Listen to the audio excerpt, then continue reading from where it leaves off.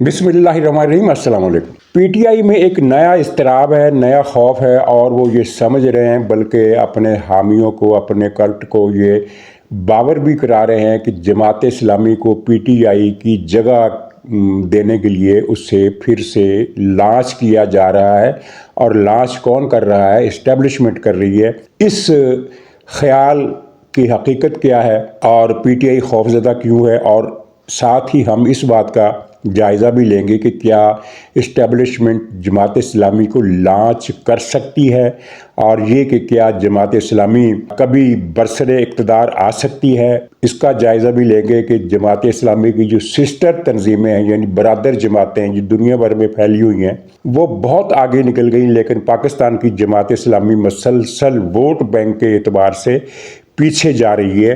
ये सारा मुबाहिसा जो है ये इसमें बहुत दिलचस्प मालूमात होंगी। और फिर हम ये देखेंगे सुहेल आफरीदी अपने फ्यूचर के हवाले से इतना ज़्यादा हरासा क्यों है। पीटीआई के अंदरूनी हल्के बताते हैं कि अगर हम मुहावरा इस्तेमाल करें तो कुछ यूँ होगा कि सुहेल आफरीदी थर थर कांप रहा है। दरअसल उसने जो जुआ खेला था, उस जुए की जो बेस है वो ख़त्म हो रही है, और अब ये जुआ उसके गले में फंदा बनकर लिपट गया है, जिससे बज़ाहिर निजात मुमकिन नहीं है। तो नाज़रीन, पीटीआई का खौफ मैंने बता दिया कि उनका ये कहना है कि जमात इस्लामी को लाहौर में आल पाकिस्तान इज्तिमा मुनक़द करने की इजाज़त दी गई, और उसकी सरकारी और गैर सरकारी मीडिया पर उसके फंक्शन की जो कवरेज दी गई है, उससे लगता है कि जमात को पीटीआई की जगह देने के लिए लॉन्च किया जा रहा है और ये काम एस्टेब्लिशमेंट कर रही है। इसमें पहली बात तो ये है कि जो कवरेज है वो बिल्कुल नारवा नहीं है, और जो जमात को जलसे की इजाज़त है ये भी कोई गैर मामूली वाक़या नहीं है। जमात का ये पाकिस्तान में 16वां कुल पाकिस्तान इज्तिमा है,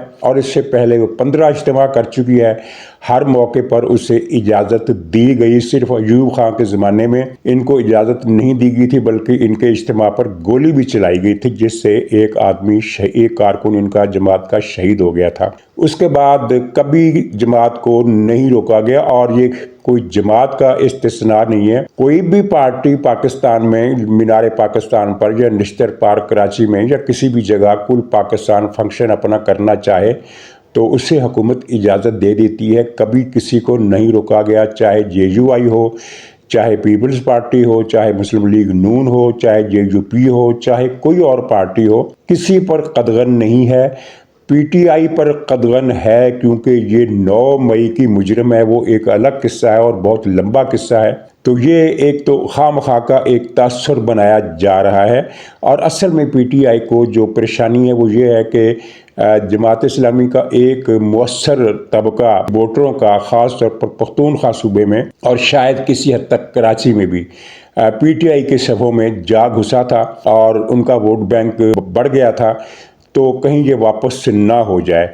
और दूसरी बात यह है कि लॉन्च करने का जो तस्वर है जिससे पीटीआई को अंदेशा लाक हुआ है, तो दरअसल इसलिए है कि खुद पीटीआई को भी तो लॉन्च किया गया था ना मुस्लिम लीग नून की जगह लेने के लिए, और फिर मुस्लिम लीग नून को तोड़ने के लिए वो जुनूनी और वहशी मौलवियों का ग्रोह तहरीक लब्बैक, उसे भी लॉन्च किया गया था। जब उसे लॉन्च किया गया था तो पीटीआई बहुत खुश थी, उसकी लॉन्चिंग पर पीटीआई बहुत खुश थी। अब पीटीआई को ये वो क्या कहते हैं कि दूध का जला छाछ भी फूंक फूंक कर पीता है, तो यहाँ दूध का जला वाला मामला तो नहीं है। लेकिन चूंकि पीटीआई खुद लॉन्चिंग के 2 मरहलों की, यानी शहाद एक अपनी लॉन्चिंग की और दूसरी तहरीक लब्बैक की, तो उसे अब ये अंदेशा सता रहा है कि उसकी जगह दिलवाने के लिए जमात इस्लामी को लॉन्च किया जा रहा है। और ये जो दलील है कि मीडिया पर बहुत ज़्यादा कवरेज है, तो भाई इतना बड़ा इज्तिमा कोई भी पार्टी करेगी तो उसको कवरेज तो मिलेगी, कोई और पार्टी करे उसको भी इतनी कवरेज मिलेगी। कोई जमात इस्लामी के लिए खसूसी दूध की नहरें तो किसी की छाती में उमड़ कर नहीं आई हैं। पीपल्स पार्टी मीनार पाकिस्तान पर कन्वेंशन करे तो क्या उसकी कवरेज कम होगी? इतनी ही होगी या इससे ज़्यादा भी हो सकती है। कवरेज के हवाले से ज़िया-उल हक के दौर में मार्शल लॉ की तो खैर उठ गया था, लेकिन अमलन मार्शल लॉ ही नाफिज था। बेनज़ीर साहबा पाकिस्तान तशरीफ़ लाई बहुत तवील जिला वतनी के बाद, तो लाहौर में उनका कई लाख अफराद ने इस्तकबाल किया। पाकिस्तान की तारीख का एक बड़ा इवेंट था। تو اس زمانے میں ٹی وی چینل تو خیر نہیں ہوتے تھے، لیکن پرنٹ میڈیا اگلے دن فرنٹ پیج سے لے کر بیک پیج تک اور پیج 2 تک پیپلز پارٹی کے اس ایونٹ سے بھرا ہوا تھا۔ تمام خبریں اسی ایک فنکشن کی تھیں۔ تو کیا اس وقت پیپلز پارٹی کو فوج نے لانچ کیا تھا؟ ظاہر ہے کہ وہ تو فوج کے اگینسٹ آئی تھی، یعنی فوج سے مراد کے فوجی رول، جرنیلوں کا ٹولہ جس سے ہم جنتا کہتے ہیں، تو اس کے خلاف معاملہ ہوا تھا۔ تو جماعت کا ایک بڑا ایونٹ ہے۔ اچھا، اس ایونٹ میں دیکھیے کہ یہ اب تک کے تمام اجتماعات میں، یعنی جو 16 کے 16 اجتماع اب تک اس سمیت ہوئے، یہ ان میں سب سے بڑا تھا، جس میں تقریباً 1,00,000 افراد تو وہ تھے جو 3 دن کے لیے لاہور قیام کرنے کے لیے آئے۔ یہ ایک غیر معمولی بات ہے کہ 1,00,000 افراد اس موسم میں 3 دن تک کھلے آسمان تلے کمبلوں اور گدوں اور تکیوں کے سہارے انہوں نے 3 راتیں بسر کی لاہور شہر کے مینار پاکستان کے گراؤنڈ میں۔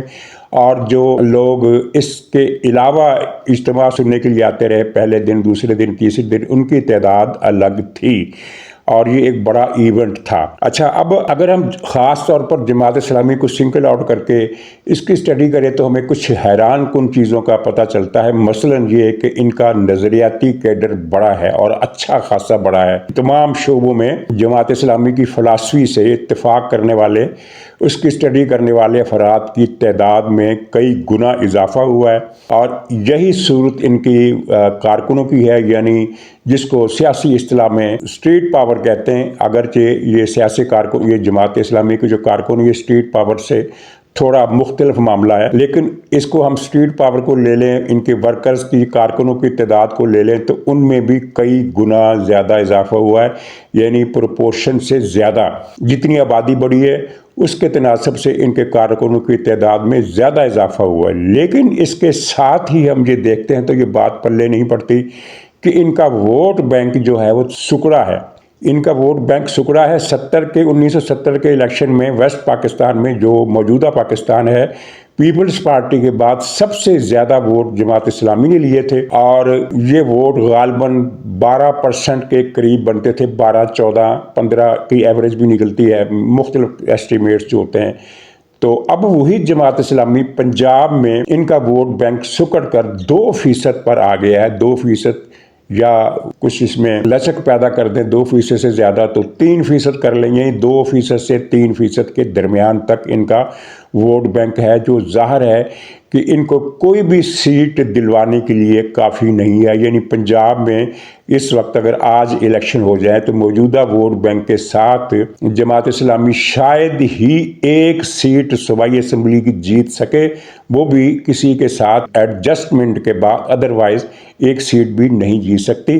اور جماعت کے ووٹروں کا ارتکاز پہلے کراچی کے علاوہ پختونخوا کے بعض علاقوں میں بھی تھا، لیکن اب ان کا ارتکاز صرف کراچی میں رہ گیا ہے، جہاں یہ بلدیاتی الیکشن جیتی تھی اور جس نے پیپلز پارٹی اور پی ٹی آئی دونوں کے ووٹ حاصل کردہ ووٹوں سے ملا کر بھی زیادہ ووٹ لیے تھے، لیکن ان کی 20-22 سیٹیں چھینی گئیں اور پھر زبردستی پیپلز پارٹی کا میئر کراچی پر انسٹال کیا گیا۔ وجہ یہ تھی کہ جو ہائیبرڈ سسٹم اس وقت چل رہا ہے، اس کو بنانے والوں نے یہ طے کر لیا تھا کہ اس میں پیپلز پارٹی بھی شریک ہوگی، اور پیپلز پارٹی نے شرط لگائی تھی کہ ہم اس نظام کا حصہ تب بنیں گے جب کراچی کی میئرشپ ہمیں دی جائے گی، ادروائز شاید جماعت اسلامی کو کراچی میں میئر بنانے کا موقع مل جاتا، لیکن یہ چونکہ اس نظام کو ملکی سطح پر نافذ کرنا تھا اور کئی دیگر اس کے طویل المیعاد مقاصد بھی تھے جو ہمیں نظر بھی آ رہے ہیں، تو اس وجہ سے ان کو پیچھے کر دیا گیا اور پیپلز پارٹی کو 20 سے 22 سیٹیں دلوائی گئیں اور میئرشپ ان کے حوالے کر دی گئی۔ وہ ایک الگ کہانی ہے، اس میں پی ٹی آئی کا بھی کردار ہے ایک بڑا خاص۔ اچھا، اب تھوڑا سا ہم جائزہ لے لیں کہ جماعت اسلامی کی جو سسٹر تنظیمیں دنیا بھر میں پھیلی ہوئی ہیں، ان کی پوزیشن جماعت اسلامی کے مقابلے میں بہت مختلف ہے۔ سسٹر تنظیموں سے مراد یہ ہے کہ جس لٹریچر کی بنیاد پر یہ ساری جماعتیں قائم ہوئی ہیں، وہ ایک ہی لٹریچر ہے جس کو مولانا مودودی اور سید قطب شہید کی مشترکہ ایک فلسفی کہہ سکتے ہیں، اور اس فلسفی کا لٹریچر آپ کو ان تمام جماعتوں کے پاس آپ کو ملے گا، چاہے وہ کسی بھی ملک میں ہو، اس ملک کی زبان میں، اس کے علاوہ انگریزی زبان میں، اور اس ملک کی زبان میں ان دونوں کا لٹریچر اور پھر ان دونوں کے جو متعلقین ہیں، یعنی ان کی فلسفی سے متاثر ہونے والے جو مصنفین کی ایک پھر پوری کھیپ ہے ہر جگہ، ان کا لٹریچر، تو اس لٹریچر کی بنیاد پر جو جماعتیں قائم ہوئیں ان کی پوزیشن کیا ہے اور جماعت کی پوزیشن کیا ہے۔ آپ شروع کر لیں بنگلہ دیش سے۔ بنگلہ دیش میں اس وقت دعویٰ کیا جا رہا ہے کہ جماعت اسلامی ووٹ بینک کے اعتبار سے اگر پہلے نمبر پر نہیں ہے تو دوسرے نمبر پر ضرور آ گئی ہے۔ پچھلے دنوں بنگلہ دیش میں تعلیمی اداروں کے الیکشن ہوئے، تمام یونیورسٹیوں میں ان کی جماعت اسلامی کی تنظیم اسلامی جمعیت طلبہ جیتی، اور جو سروے رپورٹیں ہیں وہ یہ بتا رہی ہیں کہ جماعت پتہ نہیں 1/3 سے تقریباً 40% سیٹیں جیتنے کی اہلیت رکھتی ہے۔ ہو سکتا ہے سروے میں مبالغہ ہو، کیونکہ 40% سیٹیں جیتنے کا مطلب تو یہ ہے کہ آپ کسی چھوٹی جماعت کو ملا کر مخلوط حکومت بنانے کی پوزیشن میں آ گئے ہیں۔ لیکن اس میں کوئی شک نہیں کہ بنگلہ دیش میں جماعت اسلامی بہت بڑی طاقت بن کر ابھری ہے، اور وہ خالدہ ضیاء کی پارٹی ہے BNP، اس کی ٹکر کی پارٹی بن گئی ہے۔ ملائیشیا میں ان کی سسٹر تنظیم سے وابستگان کی جماعت حکومت کر رہی ہے، اور انور ابراہیم اسی فلسفے کے پرچارک ہیں، جو پہلے مہاتیر محمد کی حکومت میں وزیر خزانہ تھے، اب وہ وزیر اعظم ہیں۔ انڈونیزیا میں ان کے جو سسٹر تنظیمیں ہیں وہ مخلوط حکومت کا حصہ ہے۔ ترکی میں ان کی سسٹر تنظیم آک پارٹی حکومت کر رہی ہے، جس کے سربراہ طیب اردگان ہیں، اور جنہوں نے برسر اقتدار آنے کے بعد اپنا قبلہ بدلا اور پرو اسرائیل ہو گئے، اور اب وہ پھر اینٹی اسرائیل ہو گئے۔ یہ ایک الگ لطیفہ ہے۔ مصر میں ان کی سسٹر تنظیم اخوان المسلمین 51% ووٹوں کے ساتھ برسر اقتدار آئی، لیکن وہاں کی اشرافیہ نے اسے کچل دیا، ان کے ہزاروں افراد کو شہید کر دیا۔ یہ تو اسی دور کا واقعہ ہے، چند برس پہلے کی بات ہے۔ سوڈان میں یہ لوگ اچھی خاصی پاپولر فورس تھے۔ اخوان المسلمین کی ایک ذیلی جماعت تھی، حسن ترابی اس کے سربراہ تھے، اور وہ عمر حسن البشیر کی حکومت میں مخلوط اتحادی تھے۔ اب پھر یہ سوڈان خانہ جنگی کا شکار ہے، وہاں کوئی پتہ نہیں چل رہا کہ کون سی پارٹی کہاں کھڑی ہے۔ اور پھر اس کے بعد آپ آ جائیے یمن میں، جہاں متحدہ مخلوط حکومت تھی علی صالح کی، جس کی سب سے اہم پارٹنرشپ اخوان المسلمین کی اصلاح پارٹی کی تھی، اور ان کی حکومت تھی، جس کو پھر ایران نے حوثیوں کے ذریعے ختم کرا دیا۔ اسی طرح اردن میں اخوان المسلمین سب سے بڑا پارلیمانی گروپ ہے، جسے اب حکومت نے نیو عرب آرڈر کے تحت دہشت گرد ڈکلیئر کر کے ان پر پابندی لگا دی ہے۔ یہ ایک عجیب لطیفہ ہے کہ اسرائیل کی خوشنودی کے لیے ایک ایسی جماعت کو جو خالص فکری اور فلسفی کی بنیاد پر چلتی ہے، جس کا کوئی کارکن کسی قسم کی متشدد سرگرمی میں ملوث نہیں ہے، اس کو ٹیررسٹ قرار دے دیا گیا۔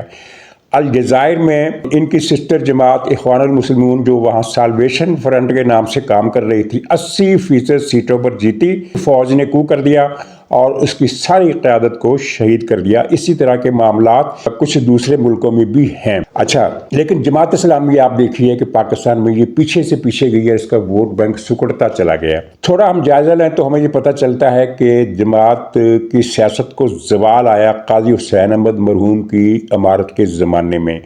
اس زمانے میں کیا غلطیاں ہوئی؟ 2 غلطیاں ہوئیں میرے خیال میں، اور اس پر اسٹڈی کرنے والے اسٹڈی کر سکتے ہیں۔ ایک غلطی یہ ہوئی کہ اسٹیبلشمنٹ نے جماعت کو ٹریپ کیا، اور کچھ دوسری پارٹیوں کو بھی ٹریپ کیا، کہ اگر یہ اس طرح جہاد کشمیر کیا جائے تو کشمیر آزاد ہو جائے گا۔ جماعت اس ٹریپ میں آ گئی، جماعت الدعوہ بنی، اور پھر کچھ دوسری پارٹیاں جیش محمد بنی، اور دوسری جماعتوں کے لوگ بھی اس جہاد میں شامل ہو گئے، یہ سوچ کر کہ کشمیر بھارتی تسلط سے آزاد ہو جائے گا، اور یہ بہت اچھی بات ہوتی۔ لیکن یہ تو ایک ٹریپ تھا، اسٹیبلشمنٹ کے اپنے مفادات تھے، اور یہ اپنے مفادات جس کی میں وضاحت تھوڑی سی آگے چل کے کروں گا، وہ ہے ویسٹڈ انٹرسٹ، یعنی ایک ایسا مفاد جس کے کئی پارٹنر ہیں اور جس کو چلنا ہے۔ یہ طے کر لیا گیا تھا ایوب خان کے زمانے میں کہ یہ مستقل مفاد ہی چلے گا، یہی رول کرے گا، حکومت کسی کی ہو، یہی مستقل مفاد راج کرے گا، اور اس مستقل مفاد میں جرنیل، جج، جاگیردار، پیر، یعنی وہ جو گدی نشین ہوتے ہیں، اور ان کے ساتھ ظاہر ہے ان کے شانہ بشانہ جو صنعت کاروں کے علاوہ شانہ بشانہ بیوروکریسی کے جو سینئر افسران ہیں، یعنی ایک پوری ایلیٹ کلاس کا تسلط رہے گا، چاہے کچھ بھی ہو جائے اس تسلط کو خطرے میں پڑنے نہیں دیا جائے گا۔ تو اس کے تحت یہ جہاد کشمیر کیا گیا تھا۔ خیر وہ ایک قصہ پرانا ہو گیا، اب اس پر بحث کیا کرنی، لیکن جماعت اسلامی نے اپنے بانی کی پالیسی کی خلاف ورزی کی۔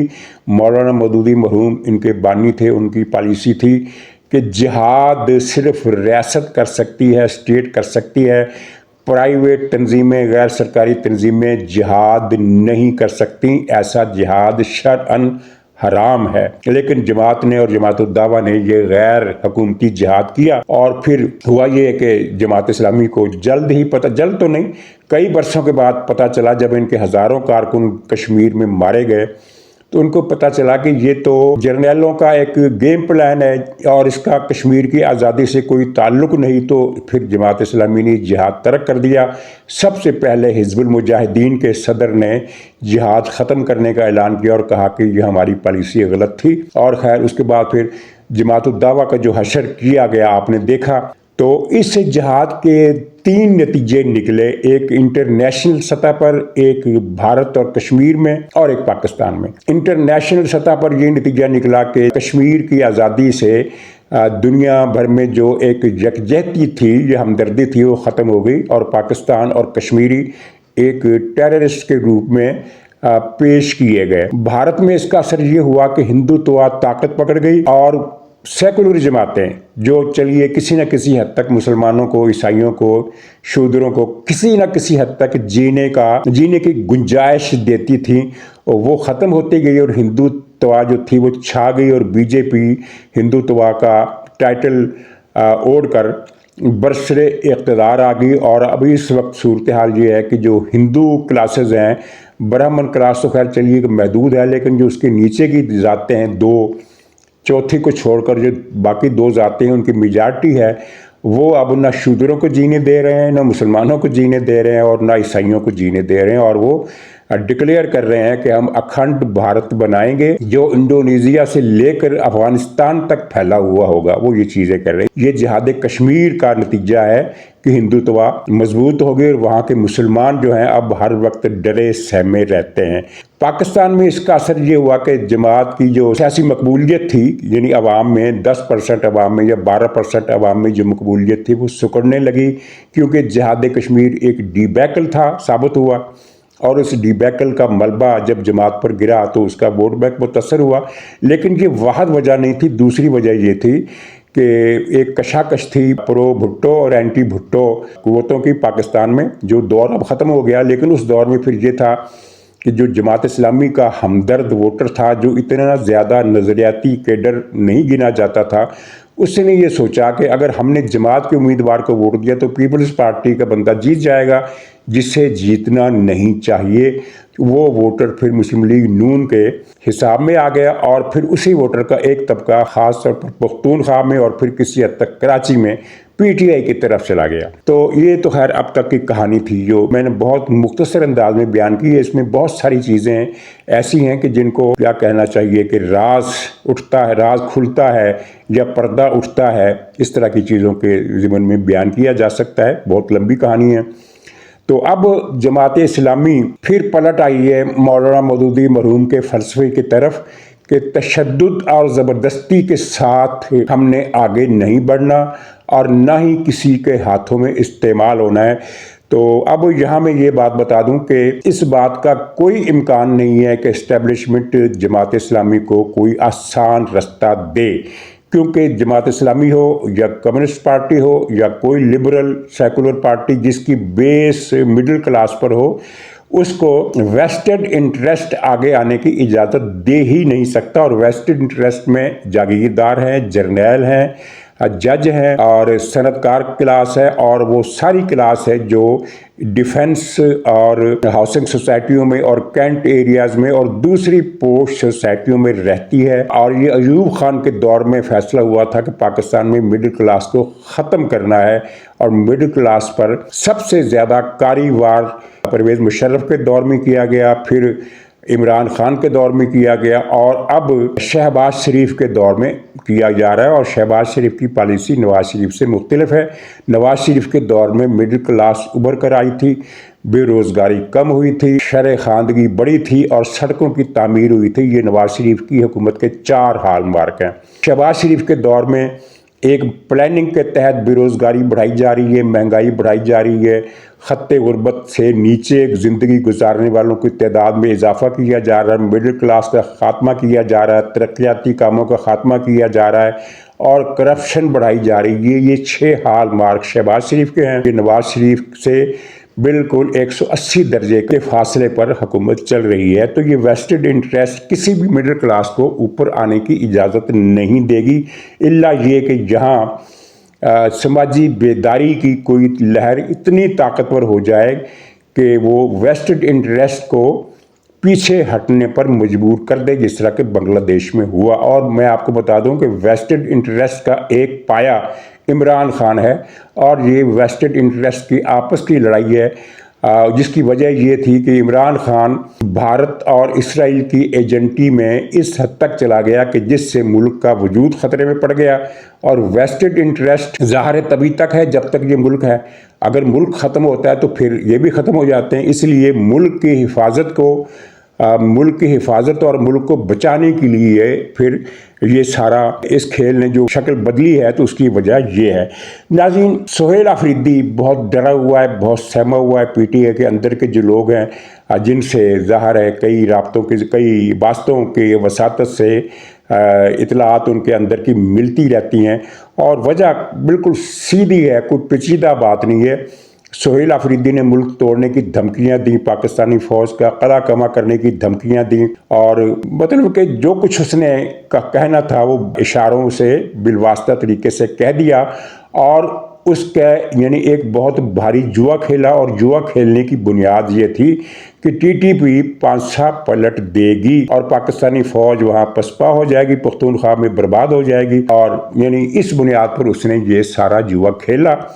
لیکن ہوا یہ کہ فوج کے پاس بہتر انٹیلیجنس آ گئی، فوج سے بہت غلطیاں ہوئی ہیں آپریشن کے دوران میں، لیکن مجموعی طور پر اگر دیکھا جائے تو فوج کی کارکردگی اس کی غلطیوں سے بہت زیادہ ہے۔ تو فوج نے بڑی بہادری سے، ثابت قدمی سے، استقلال سے، تحمل مزاجی سے، بہت صبر آزما مرحلوں سے گزر کر اب یہ منزل حاصل کی ہے کہ روزانہ ٹی ٹی پی کے دہشت گرد درجنوں کے حساب سے ہلاک کیے جا رہے ہیں یا ان کو ناکارہ بنایا جا رہا ہے۔ ناکارہ سے مراد یہ ہے کہ کچھ ہتھیار ڈال دیتے ہیں، کچھ گرفتار ہو جاتے ہیں، کچھ زخمی ہو جاتے ہیں۔ تو سہیل آفریدی کی ساری قوت ضائع ہو رہی ہے، برف کے اس بلاک کی طرح جو دھوپ میں پڑا ہو اور مسلسل پگھل رہا ہو۔ تو سہیل آفریدی کو اب نظر آنا شروع ہو گیا ہے کہ اس جنگ کے اختتام پر وہ کہیں نظر نہیں آتا۔ ناظرین، اجازت دیجیے، انشاءاللہ اگلے بلاگ میں پھر ملاقات ہوگی، تب تک کے لیے خدا حافظ۔